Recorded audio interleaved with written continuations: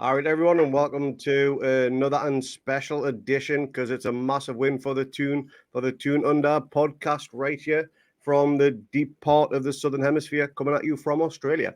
I've got Mark with me, and I've got Keegan to celebrate the massive win in the capital for Newcastle. We absolutely demolished West Ham 5-1 in what, to be honest, didn't seem a game that was going to go that way at one point, but thankfully it did. But yeah, I'll just jump straight with you, Mark. How are you doing today? I'm doing really well. Nothing like a win to celebrate when you have to get up really stupidly early in the morning to watch it, and then work productivity may drop off. It has to be said, but yeah, well worth it for the day. Absolutely buzzing after a result like that. And how was your morning, afternoon, and evening, Keegan? It was all right. Yeah, obviously suffering from a bit of kidney failure, so I do look a bit coloured if you're watching on YouTube. But apart from the kidneys, it was a great day. Yeah. You got to stay off the beers, mate. I know it was a good win, but come on. Oh, yeah, 2 wins like that, it's hard to keep off it. It is indeed. But now it was a pretty emphatic win. Once that final whistle went, we'll get into all the nitty-gritty details of it as we go through. But I just want to quick mention to anybody, if you don't already subscribe to our YouTube channel, please do so. Give this video a thumbs up as well. It really helps us get bigger and better guests on, and it also helps us reach further and better viewers out there as well. We're also on all the audio platforms. So if you're on Spotify, Apple Music, the like, again, give us a thumbs up on that one. Give us a review, 5-star. Again, helps us just spread the word and get our name out there as well. So we're going to jump straight into this. And Mark, you've got an event coming up very shortly for the Aston Villa game. I'll let you just let people know about that before we actually go straight into the review of the game. Yeah, so coming up every now and again, obviously because normal kickoffs are always at stupid o'clock in the morning, we have a very seldom luxury of having a lunchtime kickoff, which ends up at a reasonable time on a Saturday night for us, which is great. So the Aston Villa, I think, is the first game that we've had as a lunchtime kickoff since potentially the Bournemouth game, when the Bournemouth game was a later kickoff, I believe. But look, we are planning on having a bit of a get together. I think there's about 21 people signed up to come and watch it with us. Another kind of 15 or so on standby, maybes and stuff through our Facebook group. A few of the Toon Under pod people are going to be there, so that's going to be quite good. But yeah, so look, it's a 9:30 kickoff in Brisbane. We're going to meet at the Pig and Whistle, probably start catching up maybe about 8:30, sort of secure our tables. Hopefully there won't be too many Villa fans there to banter with, but a little bit will be quite nice. So yeah, so anyone who's in Brisbane, hit us up on the Toon Under Brisbane Facebook page. You can get all the details there. Otherwise, if you've already signed up, we'll catch you there. There will be loads of other events around Australia for this, I imagine. If you get stuck for any ideas of where to go, there will be specific pubs. So the Pig and Whistle Riverside in Brisbane city centre, just on the shore and on the Riverside bar, which is quite a decent venue. We'll be outside, so there'll be lots of singing, lots of noise. They'll be meeting up at the Sherlock in Melbourne, so hit up Aussie Mags for that. And there'll be meetups in Brisbane and hopefully Perth. There's a few groups starting to get together now, so get along, support us with some fellow mags, have a bit of a sing song, and usually it ends up in a bit of a drunken night with not very lively voices the next day, shall we say. So it's always good fun. So hopefully we'll see everyone there. You've had a good night if you've got no voice for the following morning. But yeah, so we're going to crack straight on with the review right now. So we're going to go straight into the lineups with Villa being the home team. We'll get through them first. And I'll just read through the starting 11. West Ham. Who did I say, Villa? Villa. Same colours, but different, yeah. West Ham. No, well, we've got the same colour strip, so hey ho. Yeah. Right, we'll go with that one. So it's West Ham starting 11 that I'm reading out here. So we've got Flappy Hansky in goal. Kera, I think that's how it's pronounced on that one. Ogwed, Kurt the Cat Kicker Zuma, Emerson, Declan, I like Uncle Ben's Rice, Suchek, Paqueta. Or did anyone see the highlights on the Newcastle YouTube channel of how Matthew Raisbeck pronounced Paqueta? It was the same Paquetá as or something. Paquetá, Yeah, yeah, Paquetá. Yeah. I was calling I've him never heard chips. anyone pronounce it that way before, but Jared Packet Bowen, of chips. Mikel Antonio, and Ben Rama. Now, that starting 11, I'll come first to you, Keegan. Those 11 in there, is there anybody that automatically screams at you that could be a danger man for this game at all? Paquetá. Bowen's always. I've always rated Bowen.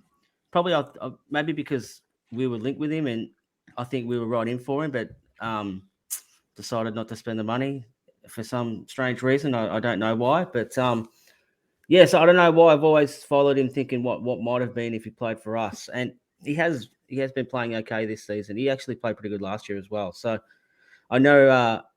Obviously Antonio probably had a point to prove with him and his mate Cal with their podcast and things like that. But yeah, Bowen was sort of the main man, and also Rice. He was probably one of the best players we'd seen at St James's Park this year from an opposition point of view. So obviously he was going to be a bit of a not a danger man, but the threat of him controlling the game like he did when we played him last time was real. Yeah, anyone in that team apart from mentioned that stand out for you, Mark? No, I just think they're actually a decent side on paper. I think they've spent a lot of money, maybe overpaid for a couple of the players just to get hold of them, and that's another discussion for another day, I guess. But look, they've got some good quality, and I don't think they should be where they are in the league. We'll touch on that because I have my own personal issues with Moyes anyway, in terms of his Everton days doing the exact same thing. So yeah, but no, look, as I said, look, they're a good team on paper. Certainly, I was worried going into this that it might be a lot tougher than it ended up being. So yeah. Yep. We'll move on to the Newcastle lineup now. As per usual, Nick Pope in goal and a back four of Trippier, Shaw, Botman, and Byrne. Midfield, we've got Bruno, Longstaff, and Big Joe. And up top, Jacob Murphy, Alan St-Maximin, and Callum Wilson. Now, two names dropped out of the win against Man United, which was Big Dog Isak and also Joe Willock. Now, Joe Willock did pick up a knock in the Man United game. He did go off, I think, holding his hamstring or maybe his groin area, not 100% sure. So I think it was maybe expected he would drop out. But did you expect Wilson to take Isak's starting lineup in that one, Mark? Firstly, for Willock, I didn't quite get why he wasn't out of the squad entirely if there was an injury cloud over him. That seemed a little bit weird to me, but as expected, I think he was the one that was going to go out, and the obvious thing on paper was to throw Joe Linton back in. It was a no-brainer decision.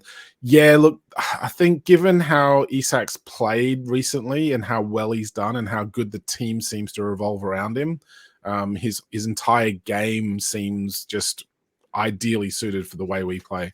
So, given Eddie Howe's previous in terms of sticking with players who have worked their ass off and they've kind of deserved their place back in the side and to keep their place. A little bit of a strange decision, but look, if I'm honest, I thought Isak was pretty much spent when he came off against Man United. I think he'd given everything. I think the tank was empty. And, look, Wilson's got an absolutely fantastic record against West Ham. I think if they're both fit, and Eddie Howe was interviewed before the game saying that Wilson was training really well and he looked really fit and raring to go. So, look, we've got a load of games in really quick succession, so it makes sense to kind of do a bit of rotation to keep things fresh. And I think those players, like, given Willock's potential sort of fitness doubts and the fact that Isak did give everything, keep him fresh for the next game, I think it's a really good move, and as it turns out, it paid off really well. Keegan, I'll come to you on this one. Do you think it was more to do with squad rotation in the fact we've got 3 away games on the bounce in the space of, I think it's 7 days, 8 days, whatever it may be? And do you think squad rotation is something that we will see in the next game coming at the weekend? I'll answer your second one first. I think we will rotate again for the weekend, just given the short turnaround. And the intensity of the games that we've played. I know the first half was a bit of a shit fight, but we sort of got it back on our terms for the second half. But I think we spoke about this in January when our friend Aaron Gordon signed. I meant to say Aaron Gordon before you go. That if that he was going to be the only inclusion into the squad, we probably needed to start rotating guys and make sort of competition for spots and sort of generate that, not the enthusiasm, but that competition for places internally, rather than just picking the same guys every week, and the same guys start getting a little bit disillusioned if they're not playing. So now, I mean, Jacob Murphy's obviously taking his chance with Miggy. I know Miggy come on and scored, but he played that game and he deserved his chance. And now, like, if you look at that bench with, I mean, Gordon, Target's probably got a case after Dan Burn played pissed for most of the game this morning, that maybe he might get the start against Brentford. And then he's still got Isak and Willock. Anderson done nothing wrong, especially in that Forest second half. He was unlucky.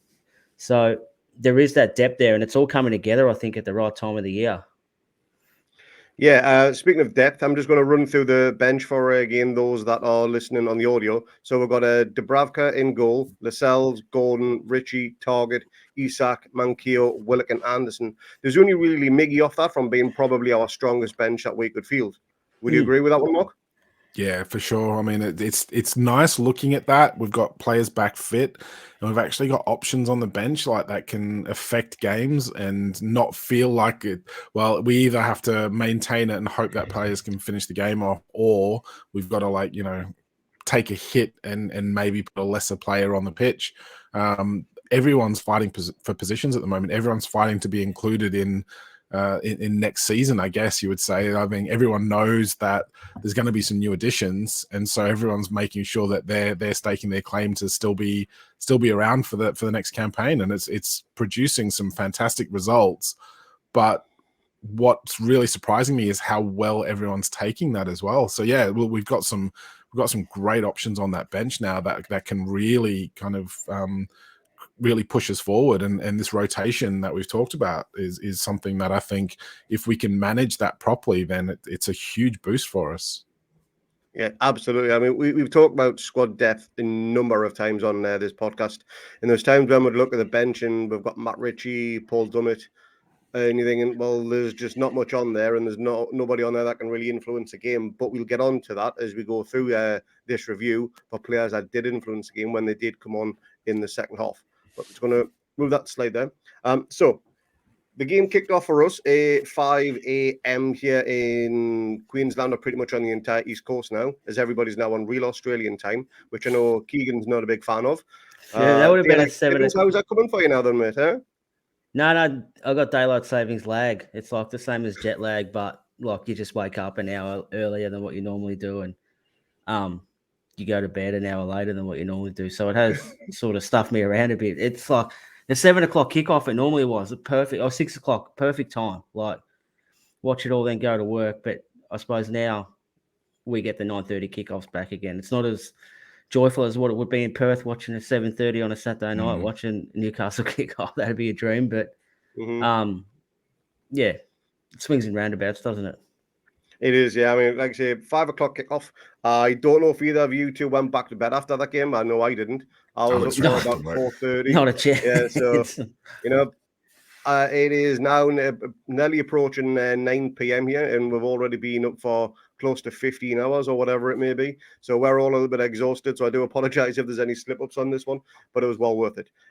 So game kicks off, high level of intensity from West Ham, funny enough. They started very much on the front foot, and within 2 minutes, the ball's crashing off the upright from Bruno as he tries to get the block in and nearly puts it into the back of his own net. That run of play, the first opening 4 or 5 minutes or so, did that have either of you worried? I'll come to you first on that one, Keegan. A little bit, yeah. Like it was. Like the facts are, it was nearly a must-win game for them, given the situation that they're in, and they're playing at home. Like the stakes were high for them, and I fully expected them to come out like they did and come out hot and try and take it to us. And and see if we could match their intensity. Yeah, unfortunately for them, it turned to shit pretty quick, didn't it? It really did, because within a minute from there, we get a corner on the far side, which it was initially cleared by, I think it was Kurt Zuma, but it falls to Maxi on the edge of the box. Does a little bit of a step over, beats his man, dinks it into Callum Wilson, and as per usual, he gets his goal against West Ham and celebrates with the Macarena as promised on his podcast with Antonio. What did you think of the reaction to that opening 5 minutes, Mark, and how well taken was Wilson's goal? I think it's very easy if you're put under that much pressure that soon in the conditions that they were, because it was pissing down with rain at the time. Early on in the game. So it would have been really easy to kind of try to sit back and absorb pressure and say, look, we're the away team, let's try and see this bit of pressure out.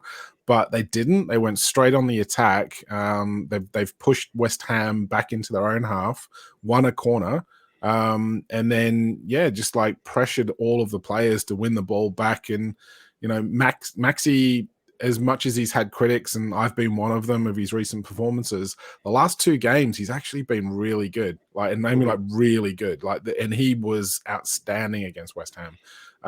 He was putting some good balls in the box, and his little step over, and we expect a little bit of that, a little bit of showboating from him, a little bit of sort of trying to dribble past 3 or 4 players, and sometimes it comes off, sometimes it doesn't, but his ball in was absolutely pinpoint. And we can sit here and we can complain about West Ham's defending all day. I mean, and it was shocking. I mean, how you leave Callum Wilson that open inside the box is just anybody's guess, because it's like, you're struggling, get tight. It's the early stages. It's just on a corner. It's not like it's out from open play and they've like been cut apart.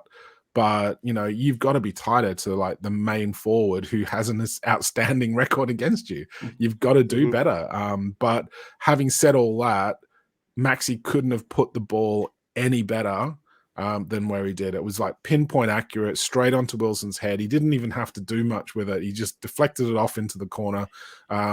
Absolutely stunning goal, really good finish, really good confidence boost for Wilson, given his recent dip in form as well. And an absolute fantastic response to the way West Ham started the game.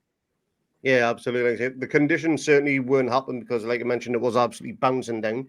So the ball was skidding around the surface a few times. There was a few early, I don't want to say challenges, but the ref was blowing his whistle quite early, maybe trying to stamp his authority. And again, conditions wouldn't be happening with those free kicks or anything. But West Ham, they tried to push forward again. It was a bit of to and fro, getting backwards and forwards.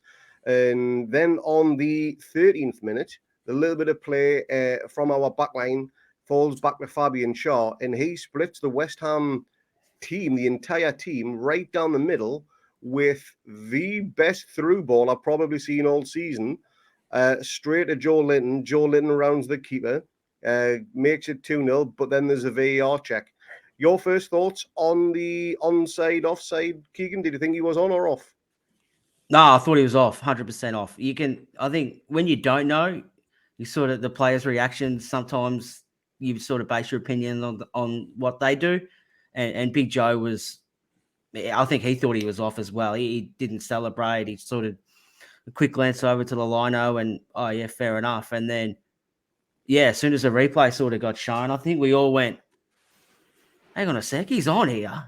Mm-hmm. And I think not just us, but fans in general tend to criticize a linesman for being so late, putting his flag up and stuff like that. But that's the reason why they don't, to let these things play out. And then, well, if it's an offside, we can go back and check it later. But if he puts his flag up straight away, like we're robbed of a goal, basically, because that's what happened. So credit to the linesman for implementing the rules. We don't really give the referees much praise, but I actually thought he refereed the game pretty well, the ref we had. I know, like you said, the conditions made it hard, and I think that's probably the way to go with them things, is you rather over-officiate it early and hopefully it sort of tones down a little bit rather than let everything go and then try and pick it up when you've sort of already lost control of the game. So shout out if the ref's listening to our podcast. Good on, I can't remember your name, mate, but good on you.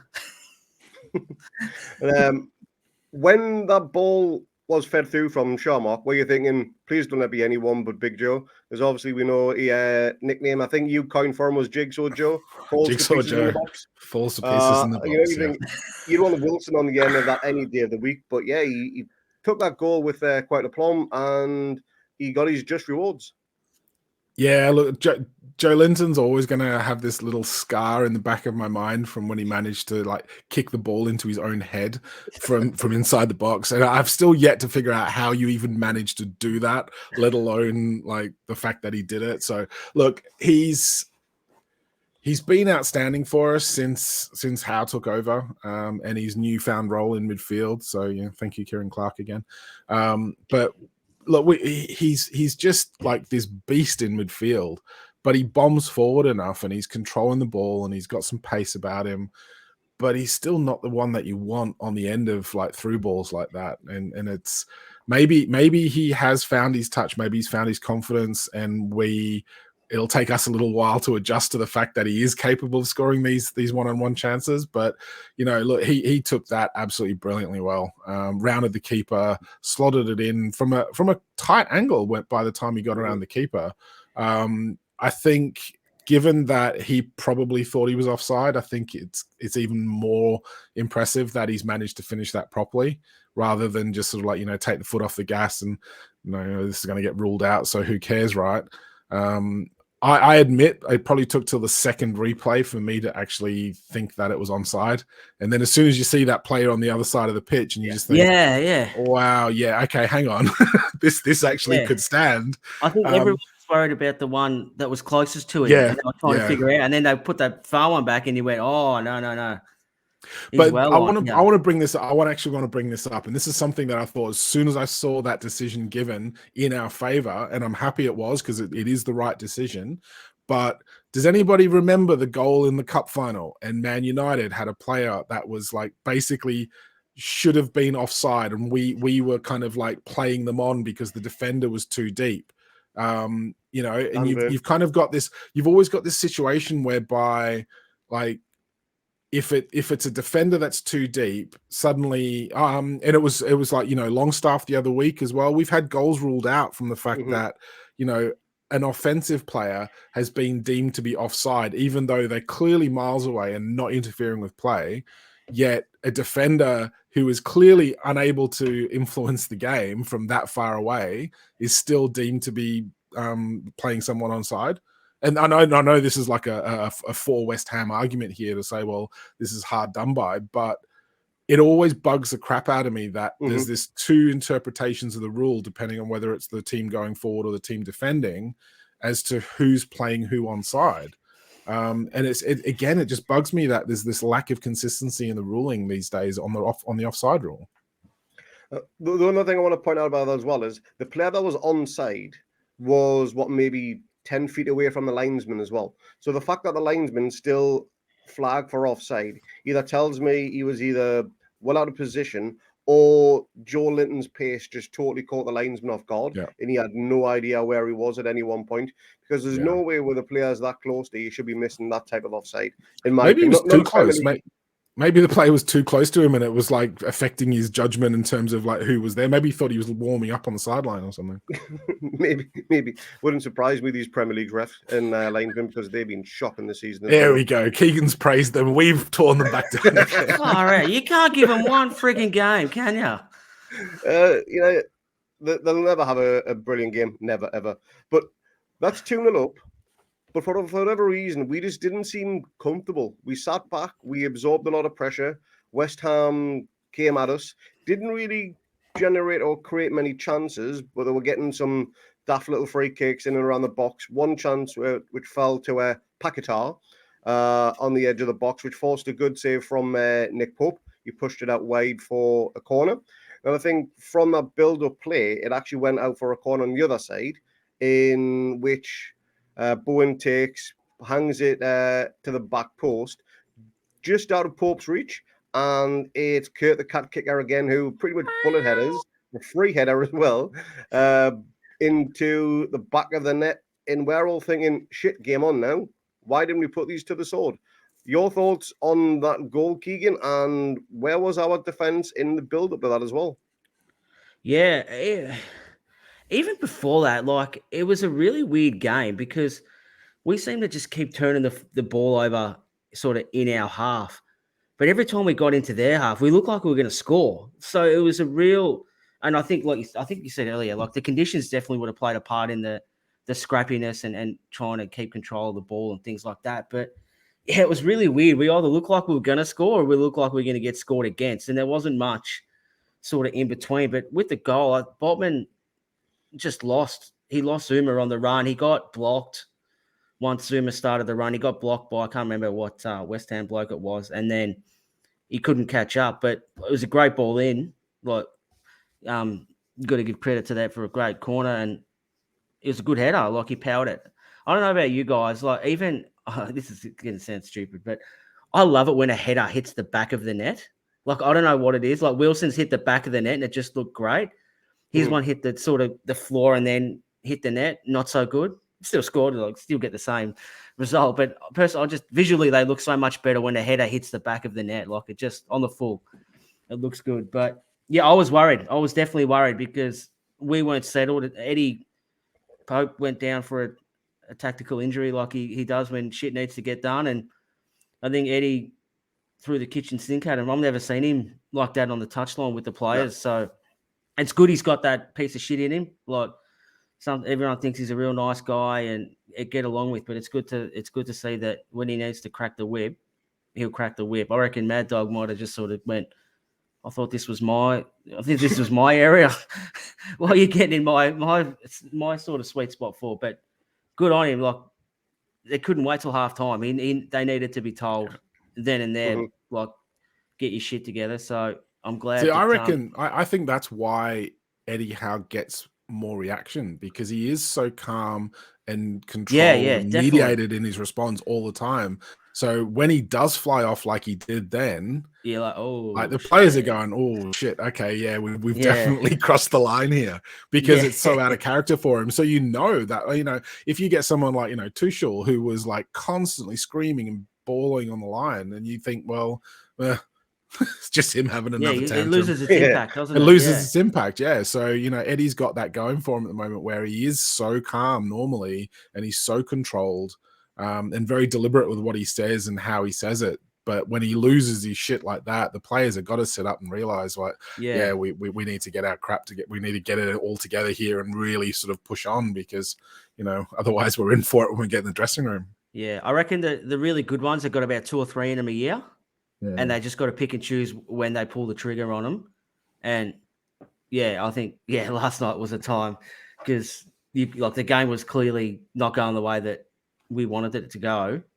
So we had to pull the trigger on it last night. And I reckon he would have doubled up for another serve at halftime as well. And within a minute he went, oh shit, that's great. We're on. It worked. So just a quick one on their first goal, Mark, on their only goal, sorry. Could Nick Pope have done any better? Well, apparently, according to David Moyes, we did well to equalise. So I'm not quite sure how that one works when they were never in front. But anyway, we'll let him have that little moment of madness given all the rest of the crap that he had to deal with from his side. I guess there's an argument where you could say Pope was impeded. I think it's actually really good set piece work from West Ham, to be honest. I don't think they've fouled Nick Pope. They just got in his way and he looked for a foul rather than just say, right, I'm getting to that ball no matter what. Same as Botman. I mean, like they've basically blocked Botman from tracking his man, so his man was free and no one else picked it up. I actually think it was a really well worked set piece from West Ham. I don't think there was a foul in it.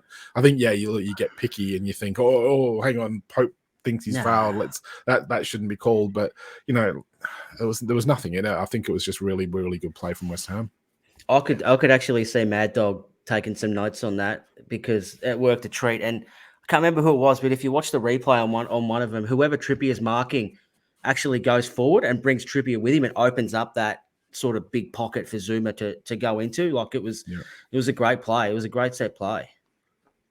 Yeah, well, I'm not going to take anything away from the goal, and the header was pinpoint accuracy bullet header, you're not going to stop that, even if you are getting close to it, just like Pope was. So half-time whistle goes, and it went at a great time for us, but probably not a good time for West Ham. Maybe another 5 minutes or so, and the scores could have looked a lot different. Could have gone in 2-2, but we did also have a chance going at 3-1, where Wilson, he tried around Flappy Hansky, but he got good hands to it, just pretty much as the whistle was going. So half-time goes, Eddie's in the changing room. Now, do you reckon Eddie's, because they're staying in the capital over a few days until they play Brentford, do you reckon he's threatened them to cancel their tour of the London Dungeons or the London Eye just to get a performance out of them in that second half? I mean, what do you think the rocket up the arse would have been like, Keegan? He's probably told them that he's going to send them to the London Dungeons. You're like, you're going for a visit, but you're not coming out. Yeah. Yeah, I reckon maybe instead of Big Ben, there might have been Big Burn or something like that. Dan had to dress up like a clock and walk around London if he kept playing pissed like he was in the first half, which he didn't improve. So hopefully he does have to dress up like a clock and walk around London. But yeah, I reckon he would have went in. Oh, actually, maybe he wouldn't. Maybe that the in game was the rev up, and then halftime was right. This is how we're going to fix this up, and this is what we need to do, and a bit more instructional, I guess, a bit more calm and methodical matter like he normally does. But yeah, whatever he said, and it didn't take long to work. Really didn't, because I can imagine David Moyes, his team talk would have been more of the same, lads. You know, the pressure's on them. We're still in this game. We've still got to fight. And then 22 seconds into the first half, their bubble is literally burst from great pressure from Murphy, who slides in Wilson, makes it 3-1. And that literally just put the hammers to the sword. And that was effectively game over from there, you reckon, Mark? Yeah, for sure. I think when we looked back at it, I think we've said on our group chat today, I think that was something that just deflated West Ham. I think you can see they've had this game plan from halftime. David Moyes probably said, look, we're back in this. We put the pressure back on them. Let's get at them. More of the same from the first half. And yeah, within 30 seconds, they're 3-1 down. Game's pretty much over. Any hope that they had of getting back into it was almost sort of squeezed out of the game by that stage, and you could see everyone was just like really deflated, and Moyes is sitting on the sideline with this face like thunder, just going, what the hell just happened? And it was just like, but fair play to Murphy. He's done really well. This is what, and again, it comes back to this thing for me where we get a lot of stick where, oh, you're really lucky, oh, you just someone else has made a mistake. It's like, no, those mistakes are because we're pressing the opposition. We're forcing errors by not giving them time on the ball. And you're not giving time on the ball to players who are actually really low on confidence at the moment. And that's the thing. And it's like, as soon as he got the ball and Murphy was in his face, it was just like panic stations. What the hell do I do? And Murphy's like taking the ball past him before he knows it, slides it straight across to Wilson, who's fair play to him. He's on the ball, and like, you know, open net pretty much, and you know, can't wish for a better start to the second half. Yeah, absolutely. Now we're going to bring this to you, Keegan. I get an answer on this one for you. So a lot of the pundits after match, they basically turn around saying West Ham were victims of their own downfall, and pretty much reluctant to give us some credit for that goal because they were just lazy defending, schoolboy defending, whatever it would be. Do you think we deserve credit for that goal purely for the persistence and intensity from the get-go from that whistle in the second half? For sure. Like Mark said, like if we just let him have the ball, then he turns around, faces up, plays the ball out and stuff like that. There's no error. The error, it wasn't an unforced error. The error was because of us and the pressure that we put on. And the whole idea of the press is, one, to get the ball back, but two, you get the ball back as close to your goal as you can. So when you turn the ball over, you're going to have a lot of players who can make really attacking runs in a very short space of time. You don't have to hold the ball up and wait and see what happens. And we've scored numerous goals this year from pressing and high pressing and turning the ball over close to our goal in a really dangerous area. And that's just another example of it. Like, it's not a thing that's just happened. Like, this is a thing that we've done all season, probably some of last season as well. But this season, even more, once their fitness levels got to the standards that the coaching staff required it to play this way. So you can point the finger at West Ham all you like, but the facts are, if we don't press them, that error doesn't happen. Completely agree, 100%. So, yeah, credit where credit's due for the Newcastle front three there. They've done exactly what they needed to do. And again, they followed that game plan from Eddie from the moment that whistle went in that second half. Now, there was a moment in that second half, I think it was on the 55th minute, not 100% sure, where we play probably some of the most scintillating football we have all season. There was a move put together which involved Bruno, it involved Maxi, it involved Murphy, and the only thing that was missing was, reluctantly, Murphy's ability to finish. When that move was taking place, Mark, were you literally thinking, this is going to be one hell of a goal, this is going to be team goal of the season? And I was literally sat on the edge of my chair, ready just to literally jump up and punch the ceiling, because that would have been absolutely sensational if that had went in. And that just epitomizes how good we can be when we are free-flowing attacking football. You agree?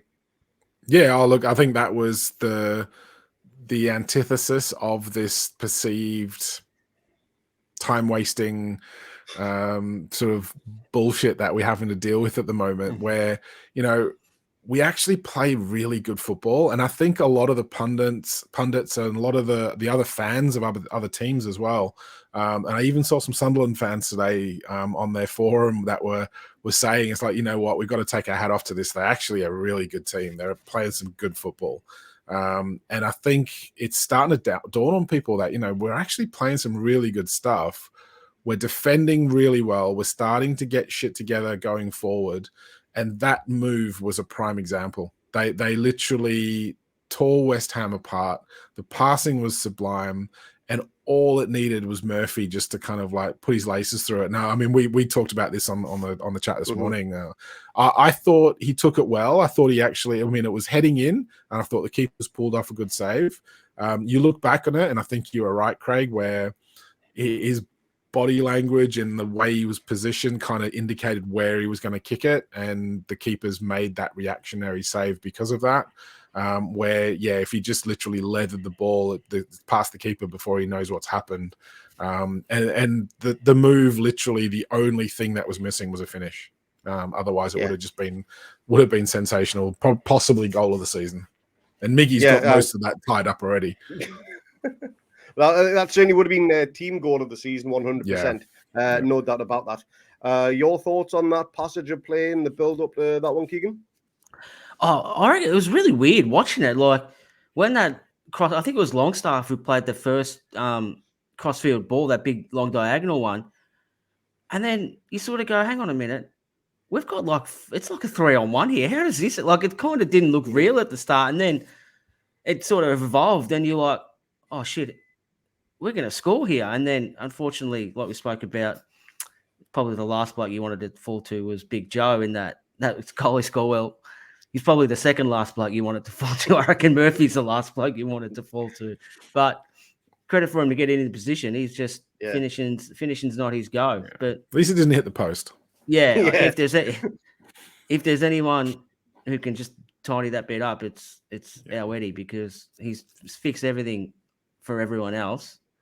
So he'll just do a bit of training this week on his shooting, and I hope he gets a goal soon, because the way he's played and what he's brought to the team this season, I don't think we've lost a game with him. So I'm probably wrong, but I thought I read No, we that. haven't. No, we haven't. Yeah, so he deserves something to show for his performances. So hopefully he can get his desserts in the next couple of games. So 62 minutes gone, 62, 63. We make a triple substitution, and one of those to go off was Maxi. Now, we went off about the hour mark in the Man United game. Do you think this is how Eddie's getting the best out of him, Mark? Man management not playing him for the full 90 minutes, so he's got the opportunity to burn through his batteries a lot quicker within that hour mark and just destroy teams over a shorter period of time. I think he's had a lot of injuries, and I think that's probably affected his top-end fitness levels. And I think if that means that, you know, send him out for 60 minutes, try and get the most out of him for that, knowing that, look, give everything, and as soon as you're spent, look, we're going to take you off and we'll put someone else on with fresh legs.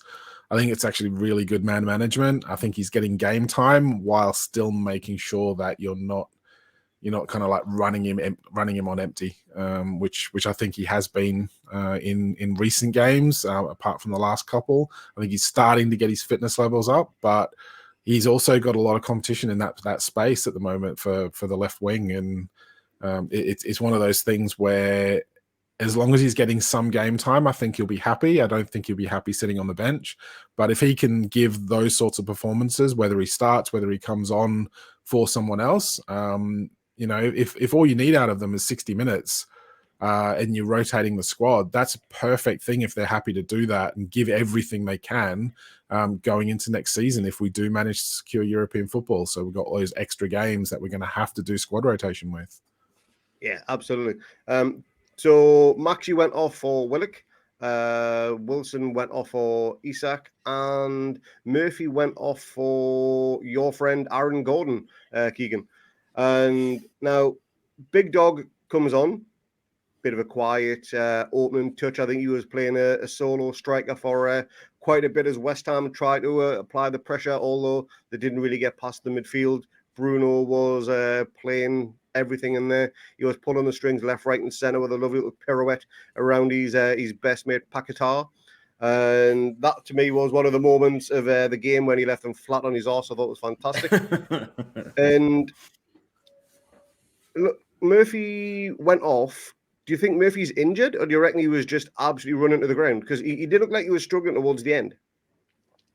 He looked like he was carrying a knock, definitely. Yeah. And I think I pointed it out on the group chat when we were watching the game. He looks like he's knackered. He's probably going to go off. So, look, hopefully it's just a knock. He's got a bit of a corky, but we'll wait and see. Yeah, these games coming thick and fast. You're only going to pick up one or two little knocks, which is pretty annoying. But thankfully, we do have that squad depth, as mentioned earlier on in this pod. Now, we'll get to 82nd minute, and there's a long ball. I think it was from Trippier. I think it was. I might be wrong on this one. I reckon it was Shah. Shaw. We'll go with Fabi Shaw. He just punts it up the pitch. Looks like we're just going to roll harmlessly through to Flappy Hansky, but he does his best Hugo Lloris impression and absolutely balls it up. And then we've just got Big Dog Isak, chips it over the keeper, the players, whoever, rolls it in the net and stands there with his hands on his hips like another version of Ibrahimovic and Henry rolled into one. First of all, what did you make of that finish, Mark? And what did you also think of his celebration too? I have to admit, I thought the through ball was from Bruno. I thought all right. I thought it was him that did both that and the ball through for Joe Linton for the fifth, but I could be wrong. I was half asleep at the time I was watching it at that stage, so I hadn't had my coffee yet. I can't believe how cool Isak was taking that ball. I mean, the keeper's basically balls it up from nowhere. You expect the keeper to take it. He's come out of nowhere, so you just expect him to like launch it long, head it out, chest it past someone. The touch was awful, and Isak's literally just chested it down, passed it into the back of the net, and stood there with his hands on his hips, standing next to Fabianski. Both of them like looking, and the pictures going around Twitter today have just been hilarious. But that's ice cold. That is ice in the veins sort of stuff, where to make that sort of reaction and then literally just stand there as cocky as anything and just say, yeah, that's pretty good. Yeah. There's one thing to be an arrogant footballer, but then to have the arrogance to back it up with the quality finish like that as well, Keegan, you reckon?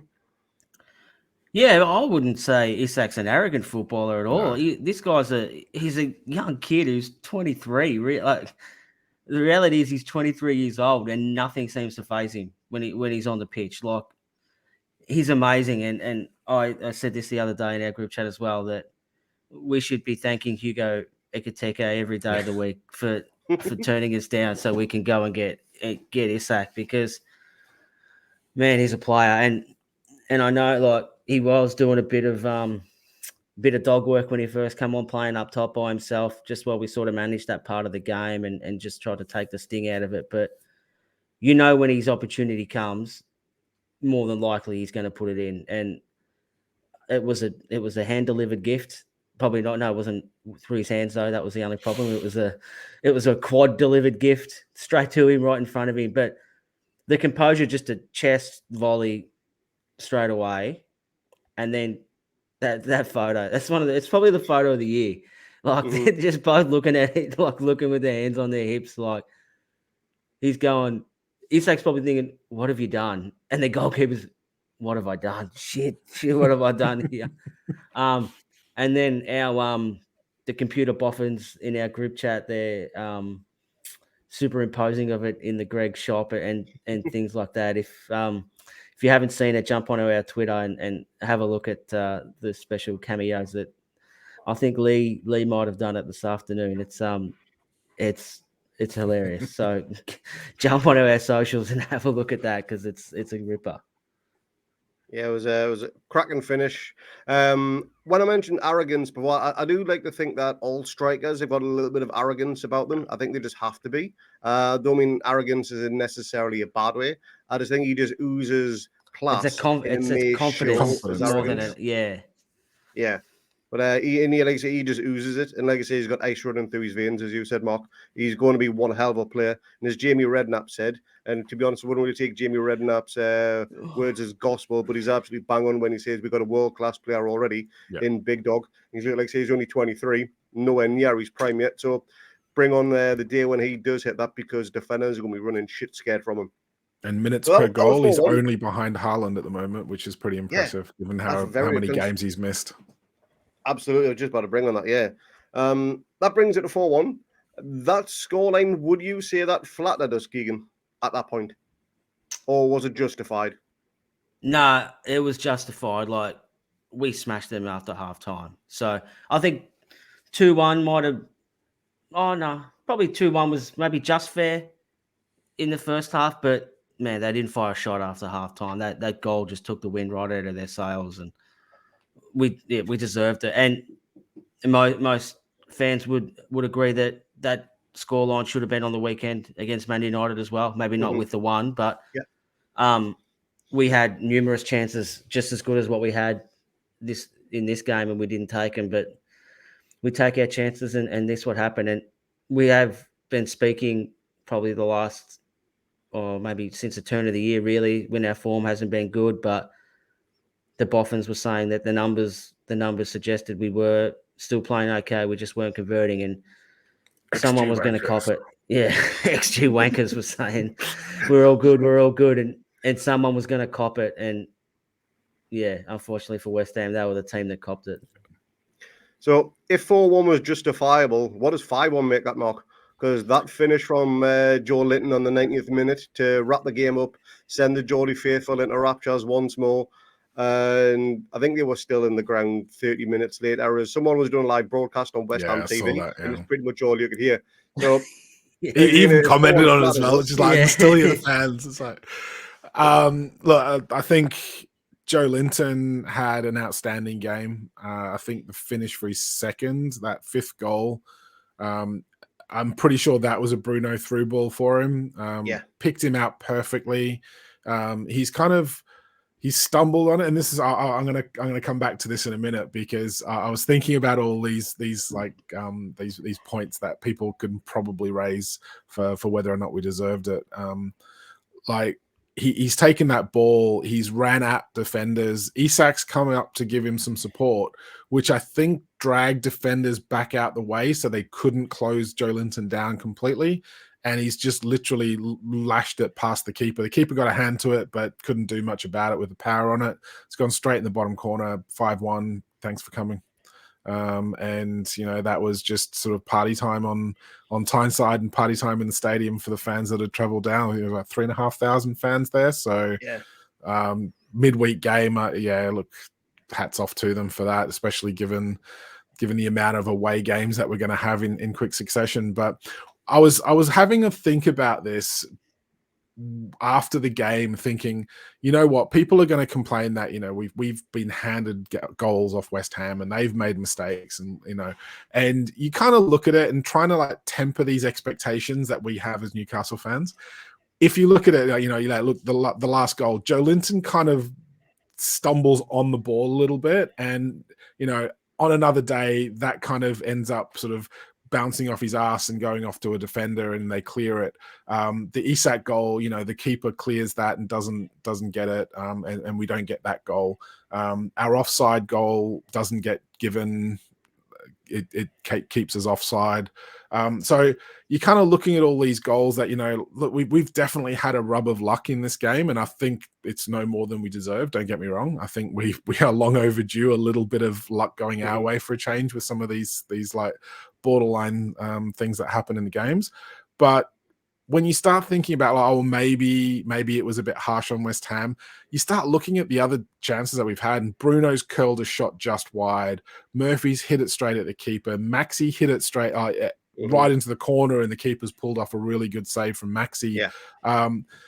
We've had other chances that on another day, those go in. So I don't think we can really sit here and think, what West Ham's like done all right. They haven't played as badly as the scoreline. We were all over them, and we had plenty of chances. And as much as West Ham played really well in the first half, don't get me wrong, as soon as that third goal goes in, that was kind of game over. And I don't think they had a response for it after that. Yeah, absolutely. And that pretty much brings the game to end. Not much happened after the goal, even though it was about 5 minutes of added on time. Just literally killing the time, play at the corner, and just running down the clock, and hopefully no one pulls a hammy. As they've been running their asses off all day, is they put in one hell of a shift of that game. So that brings the final whistle, 5-1 away win. That is Newcastle's first ever time of scoring 5 goals in the Premier League this century. Away from home, that is. Last time we've done that was in 1998 against Coventry. So that was one hell of a time to get that on there. And that was West Ham's heaviest home defeat in 4 years, I believe. Now, quick question, simple yes or no, I'll get it from both of you. Will David Moyes be sacked after this? I'll come to you first, Keegan. No. Mark? No. I'm going to say yes, because a lot of the fans on the chat, they want him gone now. Although a lot of them don't put the blame of the game on him. They just think it's time for him to go.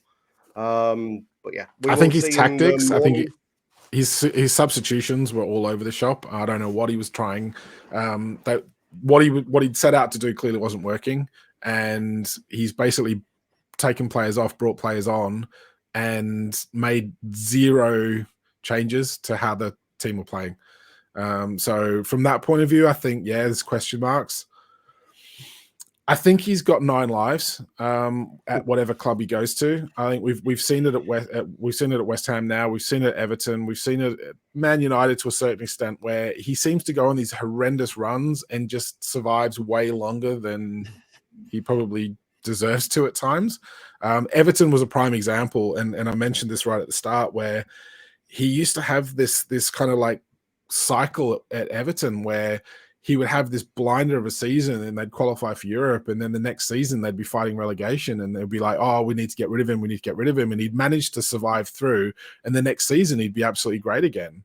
And then they'd be back up competing. I know he's said that, they've maybe had too many new players and too many sort of player cycles in and out of the club for his liking, which I understand and I get, because it's one of the big things I hope we don't do. And I like the fact that we're building slowly, because if you add too many players in too quickly, it can always, seems to always upset the balance.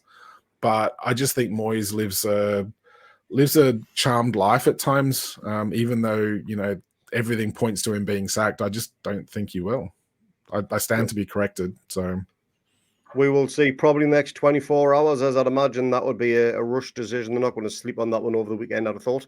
So let's get to the full-time stats. Just going to get them up right now. So we have, in terms of possession, 58% in our favour, 42 for West Ham. Shots, 15 for us, 7 for West Ham. 8 on target, 2 for West Ham. 6 corners for us. West Ham just edged that with 7. 12 fouls for us and 11 for West Ham. The balance of that, Mark, Does that look like a game that ended 5-1 to you, looking at those stats on paper? Not really. I think what's probably indicates that a bit more is the comparison between the first half stats and the full-time stats, because 90% of that from in favor of West Ham came from the first half. They did absolutely no contributions to any of the goals, the shots, the shots on target, all that in the second half. They were pretty much anonymous. Yeah. Your thoughts on those stats, Keegan? Yeah, no, I agree with what Mark said. Yeah, it's pretty self-explanatory. So now we're going to get to the sexiest looking slide out of all of them, and that is the Premier League table. Look at that. I thought it was going to be your hair done again. No, that's next week. Okay. But yeah, look at that. Newcastle United sat in third. Keegan, if I had told you when the first whistle went for the game we got Nottingham Forest at the start of the season, that 28 games in, we'd be 10 points clear of Liverpool, you'd probably want to get me sedated and maybe put to sleep or whatever, because you'd think I'd be a little bit bonkers, you reckon? Yeah, I'd still want to sedate you now, even though you know. But don't use that as an excuse. But for sure, I thought we at the start of the year we'd finish 7th, so it was I think 11th last year, but sort of pulled our way out of the shit by sort of the end of the season. But looking at the teams above us, as like more, I didn't think we were going to be this high. But I thought we would be better than Leicester and Wolves and Brighton and stuff like that, who finished above us last year. So I thought 7th was really achievable. But yeah, the form and the way we've played, you don't get to third after 28 games by fluke. There's enough results there to suggest that we are the third best team in the Premier League right now. Just to give you some type of correspondence stats as to when we were kind of like in this position back in the 11-12 season. So 28 games in this year. As you can all see on the screen there, we have 53 points. After 28 games in that 11-12 season, we only had 44 points. So we are 9 points ahead of where we were at that stage. And in that season, we finished on 65 points. Based on our points per game, what we've got now, we are predicted to get 72 points, which is what Arsenal have right now. Awesome. 72 title. points. Sorry? We can get the title. Winners. Yeah, let's got the title. Let's go. Let's absolutely smash it. But that comparison between the two, being 9 points ahead of where we were in that season for 11 and 12, because that was a cracking season we had. We were at 1 point highest position of third. We ultimately finished 5th, just missed out to Spurs on the Champions League. So hopefully we can get a little bit of revenge on that one. And also goals as well. Again, we're going to do a quick comparison between that season. So at the same stage, 28 games in, we had scored 40, conceded 41. So we were on a goal difference of -1 then. This season, which is absolutely batshit again, we have scored 46 and only conceded 20. We are on a goal difference of +26. We talked in the chat this morning, Mark. That is absolutely bonkers for Newcastle United, isn't it? Yeah, because we can't defend, and Eddie Howe apparently can't set up a defense either. So I didn't know how this was going to work. But you look at that table, and it's just a thing of beauty. And we're sitting there with the 3rd best goal difference in the league. We're 21 goals ahead of Man United in terms of goal difference. And I'm gonna go harp on about this until the end of the season. But if you have a look at the Liverpool result, and more importantly the Crystal Palace result, that was just an absolute travesty. We should have more points on the board anyway. So we could be sitting clear in 3rd with a bit more of a cushion to Spurs anyway, had the blatant referee bias had not screwed us over early in the season. So yeah, look, for the amount of goals we're scoring, we're doing all right in that compartment. I mean, not comparatively to Arsenal and Man City, who are just romping away with goals scored, but best defense in the league. You just can't get past that. I love it. Yeah, it's not Newcastle United, but it is now. It sounds strange because again, we're so used to bad things happening to us, but good times are now and ahead, that's for sure. And again, I was going to get a simple yes or no answer from you both here. Will we finish in a Champions League spot? Keegan, you first. Yes. Mark? I don't want to answer that. I don't want to jinx us. Don't be a pussy, Mark. Just answer it. Yes, I think we will. We'll make. I apologize in I'm going advance yes to as every well. fan out there if we don't now. They made Yeah, me if do we it. don't, it's Mark's fault, by the way. It's Yeah. not. It's yours. You pressured me into it. It's peer pressure. Peer pressure is a wonderful thing. His Twitter handle is on screen now, so if we don't qualify for the Champions League, just hurl abuse at him. Easy as. It's all on him. But that wraps up that game. But just before we do a quick preview of the Brentford game, I'll just get both your man of the match, and I'll come to you first, Mark. It's a tough one. I'm going to go for Joe Linton. I think he had an absolutely outstanding game, but it could go to any one of the players that played there today, maybe apart from Dan Burn. They just, every single one of those players just played their heart out for that team. 2 games in a row now where they've just left everything on the pitch, and it's great to see. Probably the man of the match deserves to go to Eddie Howe because of his bollocking in the first half that really turned around the game. But yeah, I'll go for Joe Linton. I'll go for Joe. I'll go for Big Joe. Yours, Keegan?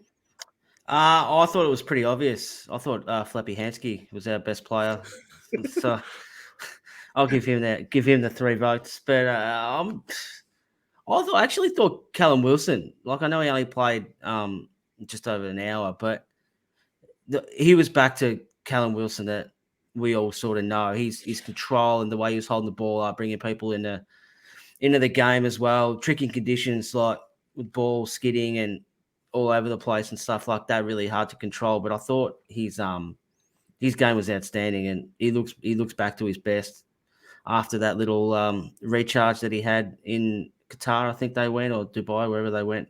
But like Bruno was immense as well.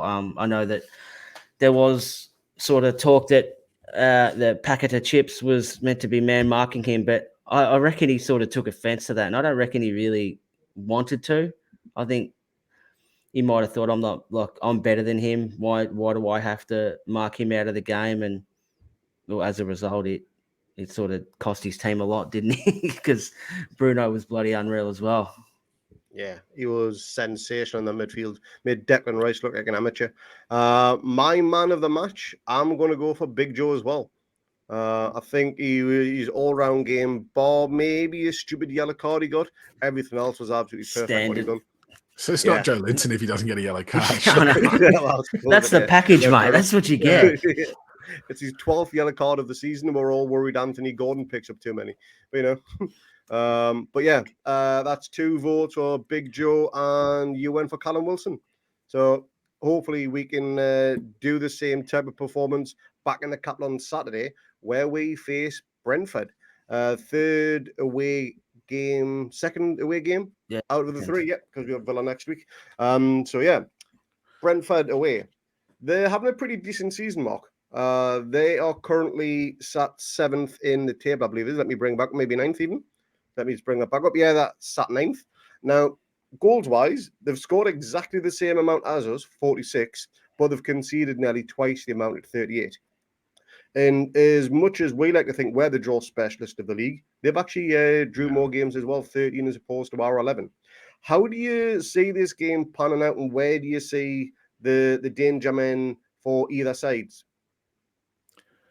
Well, I think there's one major danger man, and he shouldn't really be playing given, and it's kind of like, are they going to win? It's all going to depend on whether or not he's got a bet on himself or not, isn't it, really? Look, I think they've got some decent players, but I think they're a very well-drilled unit, and I think they actually, it's just getting that striker who's capable of scoring anytime. And you see it with Kane with Spurs. If Kane wasn't playing for Spurs, they'd be much, much lower down the league. Same with Man United. I mean, they've been so reliant on Rashford, and we haven't really had that. So the fact that Brentford do have, they've got a player who is just totally capable of scoring like at will, it seems at the moment. Tony's Tony's a bit of a weird one where I think I remember I did a podcast last season with one of the ex-Brentford players, and that was a really good insight. And we discussed then his stupidity on Instagram or whatever it was, where he was interviewed and he was like F Brentford online because he was trying to impress a girl, and you're just thinking like, yeah, just don't do that, mate. Like seriously, like pull your head in, like you're playing for that club. There's no need for that. And he doesn't seem to really, he seems to be, I don't want to say he's as bad as Nile Ranger because I don't think anyone can be, but he's got that chip on his shoulder and maybe a little bit too much too soon, but he never really made it with us, and we've sold him on, and fair play to him. He's done super well for himself, and I'm pleased for him, but he seems to have that arrogance. I think where we're talking about Isak, I think it's more just this over exuberant confidence in himself and his ability and his ability to score, where I definitely think Ivan Toney has that arrogance.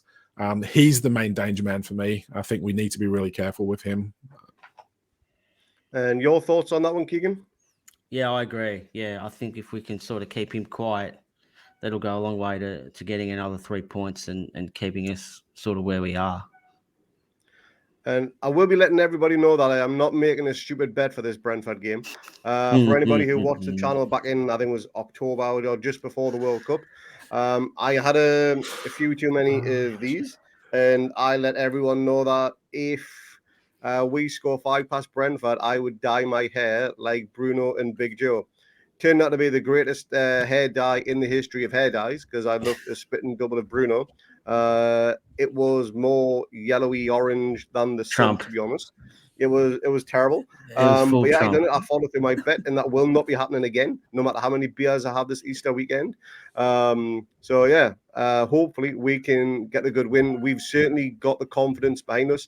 They may be lacking a little bit of confidence. They just got beat off Man United this morning. They kicked off the same time as what we did. So again, level on points, but we are ahead on significantly better goal difference. Brentford sat in 9th. They've still got to push for Europe, so they've still got something to play for. It's not like they're just playing for mid-table mediocrity. So who knows what we're going to get from them. Big Joe does like a good goal against Brentford. He's got 3 in 3 appearances for them. So and he should be full of confidence after his performance and 2 goals today as well. And I can see this one being a very open game, which is only going to play into our hands. And I reckon we are going to get that 5th win on the bounce. I'm not going to say it's going to be as open as what this game against West Ham was. I reckon it could be a much tighter affair, but I think we will do it just purely on our defence alone. And our strikers are shit hot right now. I'm going to predict my score, then I will get yours too, and then we will wrap this up. So I'm going to go 2-0 Newcastle. And Keegan, I'll come to you first for your score prediction. Given my incredible run of form lately, I'm going to pick a 1-1 draw again because every time I say we're going to draw, we're going to win. So you can all thank me. I'll take a 1-1 draw and we'll collect the 3 points. Mark? I'm going to go for a 2-0. 2-0 hopefully we'll have enough. Hopefully we'll have enough to get past them. It's not going to be easy, but we said that about West Ham as well. So big fixtures this weekend, one to look out for as well, which could dramatically affect our push for Champions League, is Spurs are at home to Brighton. So we're all going to be Brighton fans for that one, I'd imagine. Spurs lose that, we win. We've got that gap and still got the game in hand and still to play Spurs. So some big fixtures. Obviously, ours is the main one. So come on, Eddie and the lads, let's make it another 3 points against another London team. Let's go down there. I think they're staying down there. Stay down there. Go to London Dungeons. Go on the big wheel. Go see Buckingham Palace. Ask King Philip if he can come for some jam and scones or whatever, and show who the real king is. Because we've got King Eddie, and he's better than King Charles all day. But that's going to do it for today. I'm just going to say thanks to Keegan. Thanks for Mark for joining me. It is now nearly 10 p.m. at night here. We are absolutely exhausted. We've been up since stupid o'clock in the morning. We are all going to go to bed. Yeah, but I think we'll watch the highlights once more before we do. So, lads? Yeah, definitely. most likely. Absolutely. So, cheers, lads. And I will see you all on the next one. And that will be the Brentford review, which will probably be out Sunday morning for everyone, I would have thought. for when it's going to be for us, Sunday night. I don't know. It's all confusing right now. But yeah, keep an eye out for that. Sunday. Ding that notification bell on the YouTube channel, be notified for when we do post a new video. And again, please like, comment, and subscribe, and follow us all on all of our social channels. That is YouTube, Facebook, and we are on Instagram too.